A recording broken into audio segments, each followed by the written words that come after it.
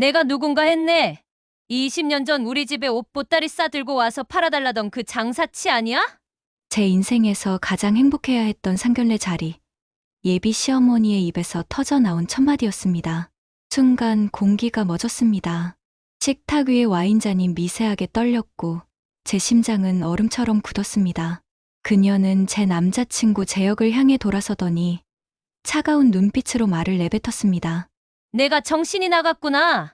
어디서 굴러먹던 뼈대인지 모를 근본 없는 집안 딸을 데려와? 당장 이 결혼 엎어라. 그 말은 단순한 반대가 아니었습니다. 그녀의 목소리는 사람을 평가하고 깎아내리고 존재 자체를 부정하는 냉기였습니다. 그 한 문장으로 나는 한 인간으로서의 존엄이 짓밟히는 기분을 느꼈습니다. 하지만 그녀는 몰랐습니다. 지금 자신이 모욕하고 있는 그 여인이 불과 일주일 뒤 그녀의 목숨줄을 쥘 회사의 대표라는 사실을요. 그녀가 그렇게 자랑하던 상류의 품격이 결국 스스로를 파괴할 족쇄가 될 줄은 상상조차 하지 못했을 겁니다.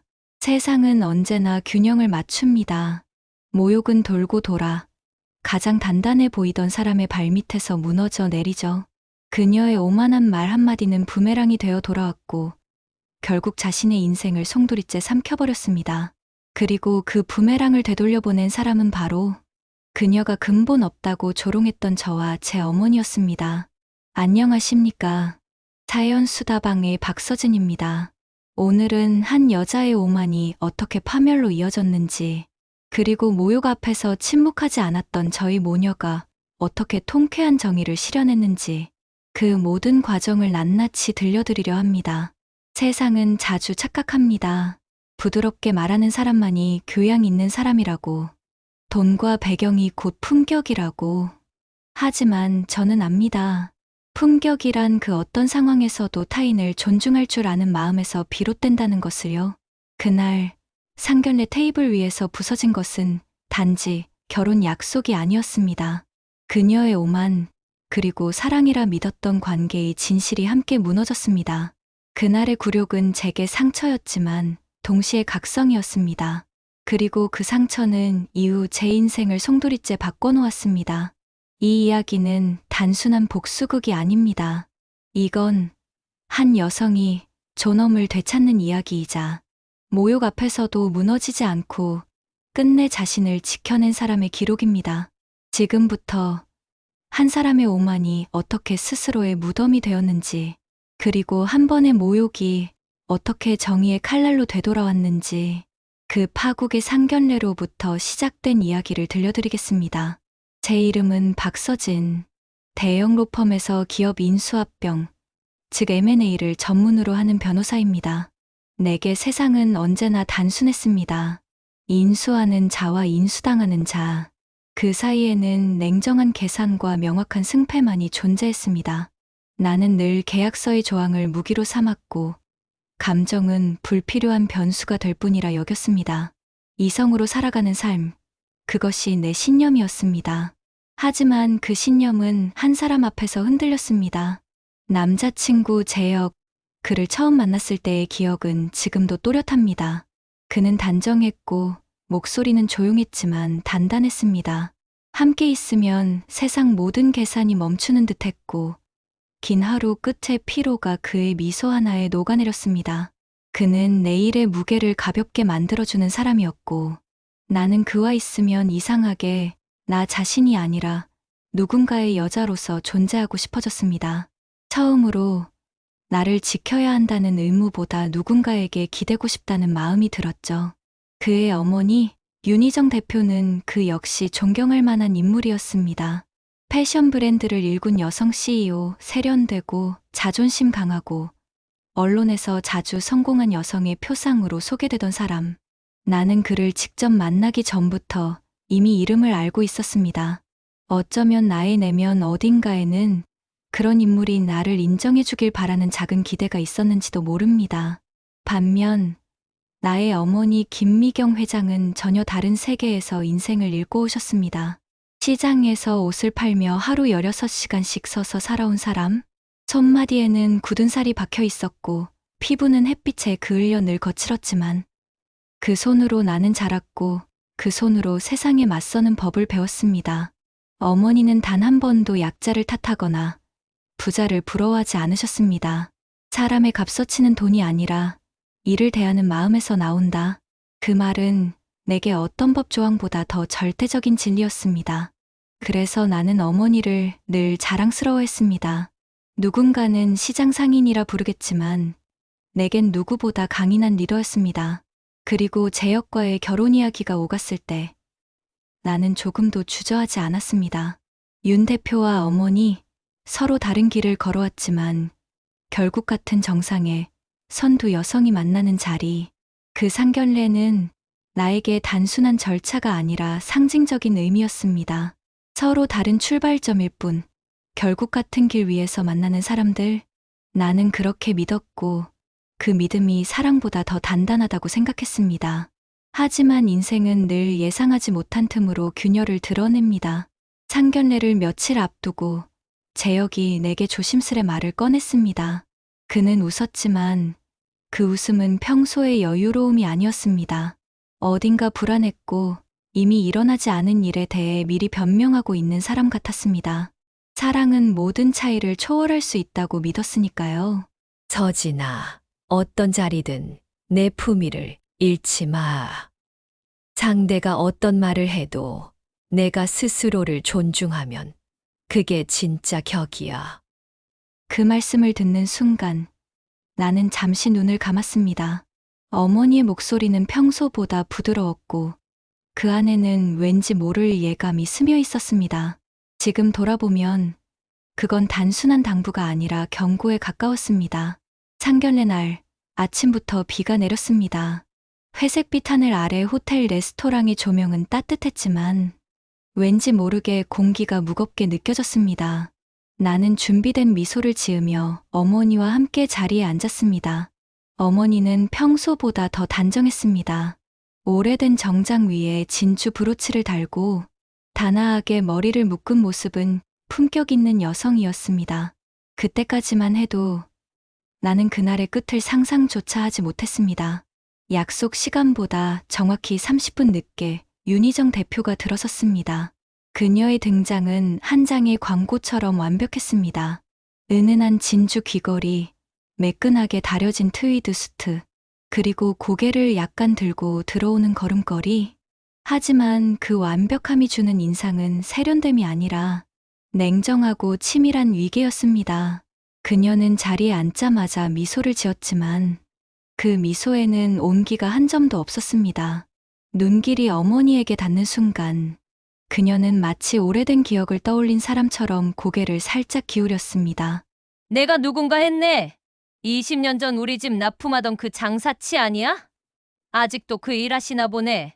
그 말이 떨어지자 식탁 위 공기가 순식간에 얼어붙었습니다.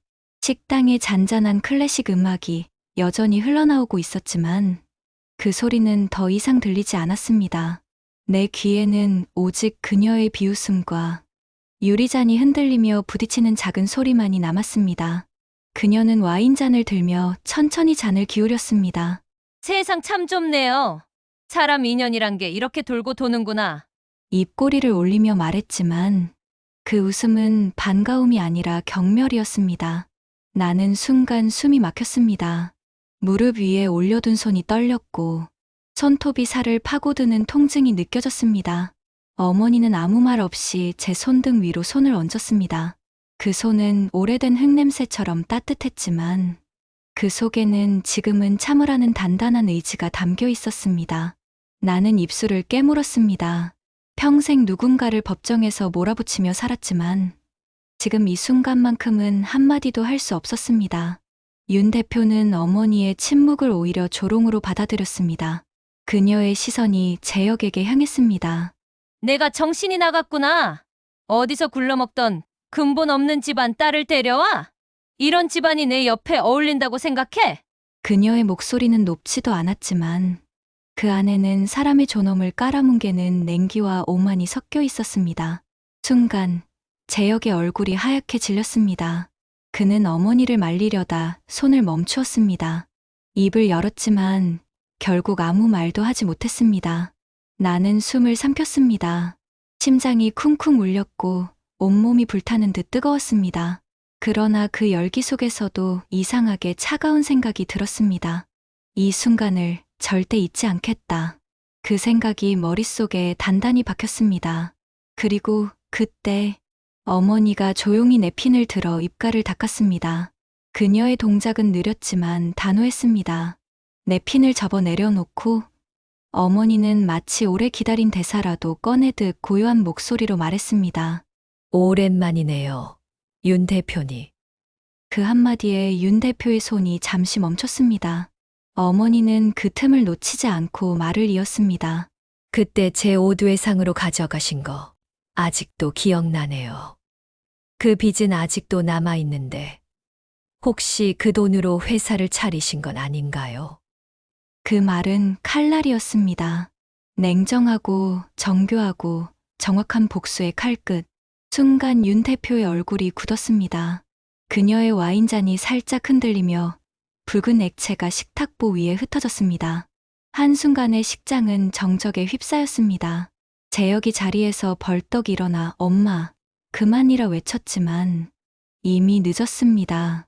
윤 대표의 눈빛이 흔들렸습니다. 그녀는 입술을 달싹이며 무언가 변명하려 했지만 어머니의 단단한 시선 앞에서 결국 아무 말도 하지 못했습니다.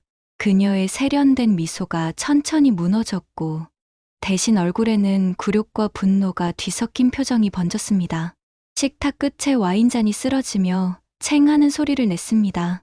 붉은 와인이 하얀 식탁보 위로 번지기 시작했습니다.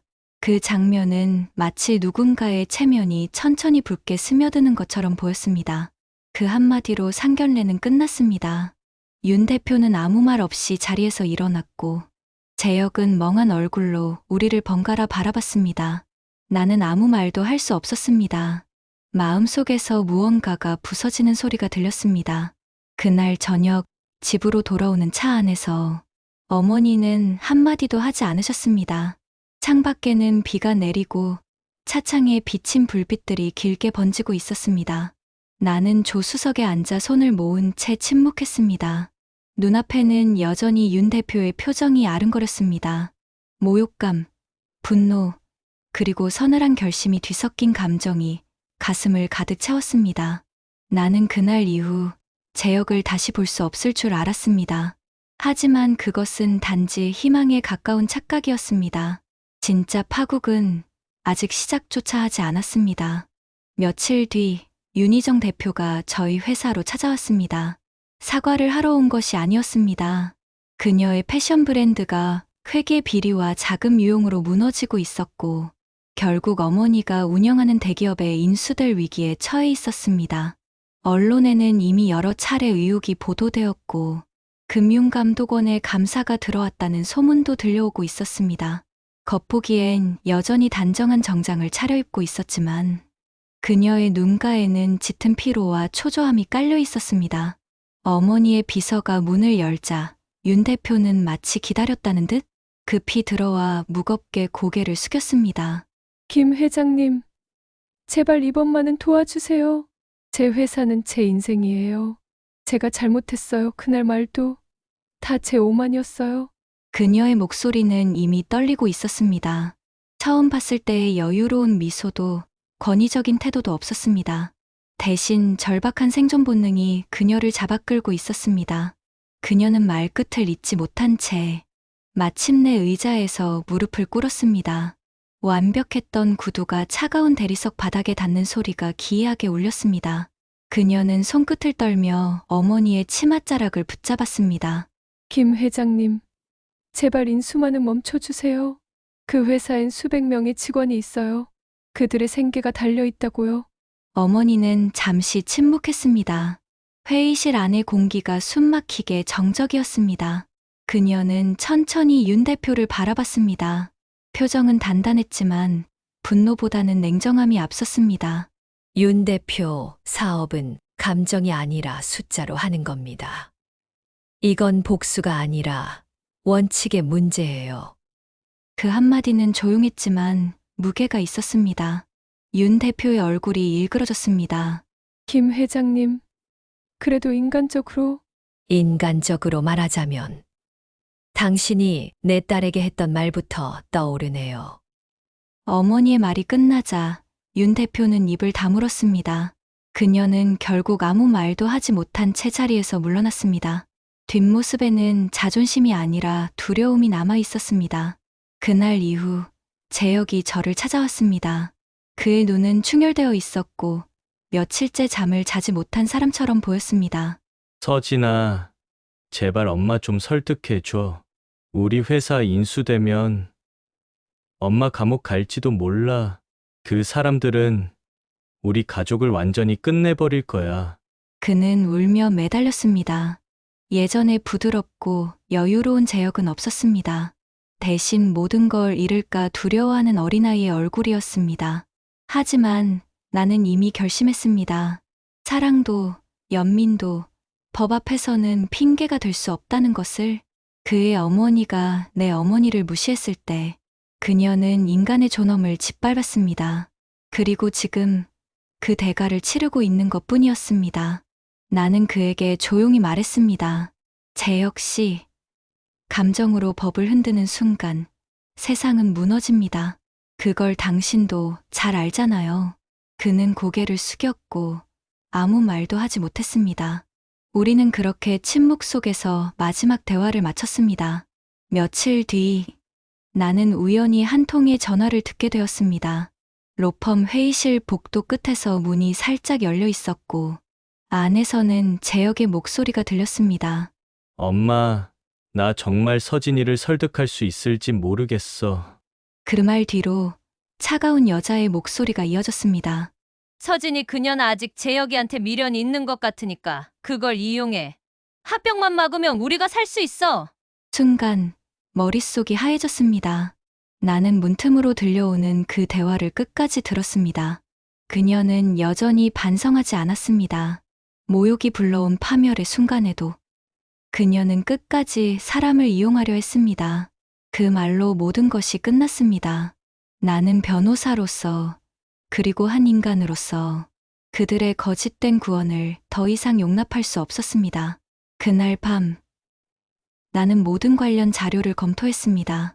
재무제표, 내부 감사 보고서, 자금 흐름표. 윤 대표의 회사는 이미 회생 불가능한 상태였습니다. 나는 법무팀에 보고서를 제출하며 단 한 줄을 덧붙였습니다. 원칙에 따라 처리하겠습니다. 그리고 몇 달 뒤 윤희정 대표는 횡령과 배임 혐의로 법정에 섰습니다. 법정에서 그녀는 아무 말도 하지 못했습니다. 그날의 오만했던 목소리는 사라지고 남은 것은 부서진 체면과 깊은 후회뿐이었습니다. 결국 그녀의 브랜드는 어머니의 회사에 흡수되었습니다. 간판은 그대로였지만 소유주는 달라졌습니다. 그녀가 그렇게 자랑하던 이름이 이제는 어머니의 재무보고서 한 줄에 불과했습니다. 그날 나는 법정 뒤편에서 조용히 그 광경을 바라봤습니다. 재혁은 방 청석 끝에 앉아 있었습니다. 그는 내 시선을 느꼈지만 고개를 들지 않았습니다. 나는 그를 향해 짧게 고개를 숙였습니다. 그것이 마지막 인사였습니다. 그날 이후 나는 다시 일상으로 돌아왔습니다. 서류를 넘기고 계약서를 검토하며 언제나처럼 냉정한 변호사로 돌아갔습니다. 하지만 내 마음속에는 한 가지 믿음이 자리 잡았습니다. 세상은 결국 원칙 위에 세워져야 한다는 믿음. 그 원칙이 무너질 때 인간의 존엄도 함께 사라진다는 사실을요. 윤희정 대표의 몰락은 끝이 아니라 시작이었습니다. 그녀는 나에게 그리고 세상에게 오만이 만든 파멸의 교과서를 남겼습니다. 나는 더 이상 분노하지 않았습니다. 그 대신 확신했습니다. 정의는 언젠가 반드시 돌아온다는 것을. 모든 것이 끝난 후 재혁이 마지막으로 저를 찾아왔습니다. 그날은 늦겨울이었고 바람은 매서웠지만 하늘은 이상할 만큼 맑았습니다. 창밖의 빛이 회의실 유리창을 타고 들어와 바닥을 길게 비추고 있었죠. 그 빛 한가운데 재혁이 서 있었습니다. 그는 한참을 아무 말 없이 서 있다가 천천히 고개를 숙였습니다. 서진아, 이제야 알겠어. 내가 사랑한 사람은 나보다 훨씬 강한 사람이었다는 걸. 그의 목소리는 낮았지만 담담했습니다. 그동안의 교만함도, 억울함도, 변명도 사라진 목소리였습니다. 나는 그를 한참 바라보다가 조용히 미소를 지었습니다. 늦었어요, 재혁 씨. 이제 저는 저 자신을 먼저 지킬 줄 아는 사람이 되었거든요. 그 말이 끝나자 회의실 안은 조용했습니다. 바깥에서는 눈발이 흩날리고 있었지만 내 마음은 이상하게도 평온했습니다. 그동안 수많은 협상 테이블에서 이기기 위해 달려왔지만 오늘만큼은 누군가를 이기지 않아도 괜찮다는 생각이 들었습니다. 진짜 승리는 누군가를 무너뜨리는 게 아니라 무너짐 속에서도 자신을 잃지 않는 것이라는 걸 그제야 알았습니다. 그날 밤 나는 오랜만에 어머니와 함께 저녁을 먹었습니다. 식탁 위에는 소박한 반찬들이 놓여 있었고 어머니는 예전처럼 별말 없이 나를 바라보았습니다. 서진아, 고생 많았다. 그 한마디에 눈물이 핑 돌았습니다. 어머니의 손등 위엔 여전히 굳은 살이 박혀 있었지만 그 손은 세상 어느 보석보다 빛나 보였습니다. 나는 그 손을 바라보며 생각했습니다. 어머니가 내게 물려주신 진짜 유산은 돈이 아니었습니다. 그건 존엄과 원칙, 그리고 어떤 폭풍 속에서도 자신을 지킬 수 있는 힘이었습니다. 누군가는 그것을 차가운 이성이라 부르겠지만 그건 내게 삶을 버텨내게 한 마지막 온기였습니다. 나는 이제야 이해합니다. 세상은 완벽하게 정의롭지 않지만 적어도 자신이 믿는 원칙을 지키는 사람만은 부끄럽지 않다는 것을. 모욕은 한순간이지만 품격은 평생을 남깁니다. 그리고 진짜 복수는 상대를 무너뜨리는 것이 아니라 그 모욕이 나를 더 단단하게 만든다는 걸 증명하는 것입니다. 그날 이후 나는 새로운 삶을 살기 시작했습니다. 법정 대신 강의실을 찾았고 젊은 후배들에게 말했습니다. 세상은 언제나 두 부류로 나뉘어요. 힘으로 지배하는 사람, 그리고 신념으로 세상을 바꾸는 사람. 나는 후자를 택하겠어요. 그 말을 하며 나는 웃었습니다. 이제는 누군가의 평가가 아니라 내 선택으로 내 삶을 써 내려가고 있으니까요. 하루는 우연히 백화점 매장을 지나가다가 윤희정 대표의 이름이 사라진 브랜드 간판을 보았습니다. 그 자리에 새겨진 어머니 회사의 로고가 반짝이고 있었습니다. 그 순간 이상하게도 복수의 통쾌함보다는 시간이 모든 것을 제자리로 돌려놓았다는 묘한 안도감이 밀려왔습니다. 인생의 아이러니는 결국 정의가 가장 조용한 형태로 돌아온다는 것이었습니다. 밤하늘에 불이 켜진 도시를 내려다보며 나는 마음속으로 중얼거렸습니다. 이제 괜찮아. 내가 나를 증명했으니까. 내가 누구인지, 어디에서 왔는지, 그리고 어떤 모욕에도 결코 무너지지 않는 사람이라는 걸. 여러분, 어떤 모욕 앞에서도 자신을 지키세요. 그게 진짜 성공이고 진짜 복수입니다. 돈으로 살 수 없는 존엄, 누가 대신 쌓아줄 수 없는 자존감, 그것이 결국 우리 인생의 마지막 자산입니다. 사연수다방의 박서진이었습니다. 오늘 제 이야기가 마음 한편의 작은 울림이라도 남았다면 구독과 좋아요로 함께 해주세요. 그리고 댓글로 여러분이 지켜온 나의 원칙에 대해 들려주세요. 당신의 이야기도 언젠가 누군가의 용기가 될 테니까요. 감사합니다.